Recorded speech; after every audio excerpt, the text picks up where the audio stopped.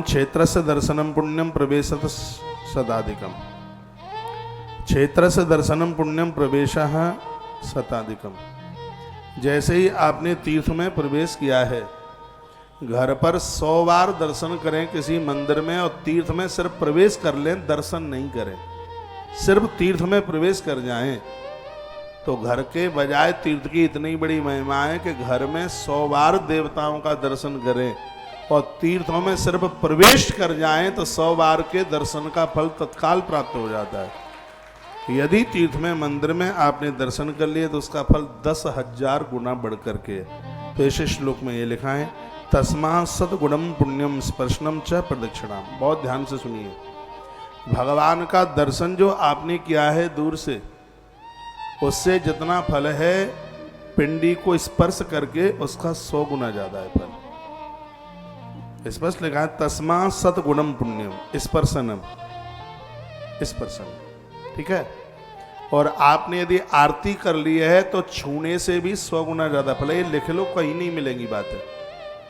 और आरती के बाद सब प्रदक्षिणाम, यदि आपने आरती के बाद परिक्रमा कर ली है तो उसका भी 100 गुना और ज्यादा फल है। इसलिए तो रोजाना पिंडी सिर के ऊपर रख के परिक्रमा कराते हैं। यहां तो बिना प्रमाण, बिना शास्त्र की रीति के कुछ करते ही नहीं है।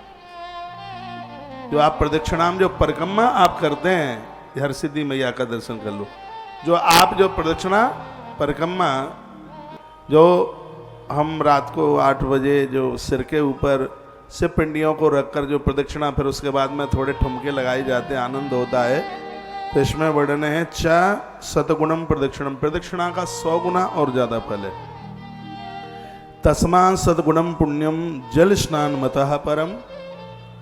बहुत ध्यान से सुनिएगा, यदि ये सब काम आपने जल में स्नान करके किया है तो इसका फल कई हजारों गुना और प्राप्त हो जाए। इसलिए नहा करके पूजा पाठ करना, देव दर्शन करना। आप कहीं मंदिरों में भी जाते हैं, अपने गांव के आसपास, शहर के आसपास भी मंदिर में आप जाते हैं, तो इसमें स्पष्ट वर्णन है, यदि आप स्नान करके जाते हैं, शुद्ध वस्त्र पहन करके जाते हैं, तो उसका कई हजारों गुना भगवान के दर्शन का महत्व तत्काल बढ़ जाता है। ये लिखा है। अब रही भगवान को स्नान कराने की बात। आप जल से स्नान कराते हैं 1 गुना फल, आप साधारण तीर्थ के जल से स्नान कराते हैं 10 गुना फल, आप गंगा आदि सप्त नदियों के जल से स्नान कराते हैं तो उसका फल उसका और 10 गुना ज्यादा होता है। फिर लिखा है, क्षीर स्नानम ततो विप्रः शताधिकम अनुमत्तम। क्षीर कहते हैं दूध को। यदि आपने कच्चे दूध से भगवान को स्नान कराया है तो गंगा जल से भी 100 गुना ज्यादा उसका फल और ज्यादा है। लिखा है ना, क्षीर स्नानम ततो विप्रा शता अधिकम मुनिषत्तम। इस कथा में वर्णन किया गया है कि जल से गंगा जल का महत्व ज्यादा है, जल से तीर्थ जल का महत्व ज्यादा है, और तीर्थ जल से भी गंगा आदि नदियों के जल के स्नान का महत्व ज्यादा है, और उससे भी 100 गुना ज्यादा महत्व गौ माता के कच्चे दूध से देवी देवताओं को नहलाने का है। ताली मत बजाना, कोई बात नहीं। और याद रखिएगा कि हमेशा कच्चे दूध से ही भगवान को स्नान कराया जाता है।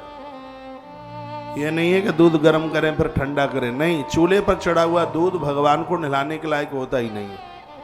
ग्रंथ में लिखा है, जिस गैया का बछड़ा बछिया मर गई है, मौत को प्राप्त हो गई है, तो उस गाय का भी दूध भगवान के भोग के लायक भी नहीं है और भगवान को नहलाने के भी लायक नहीं है।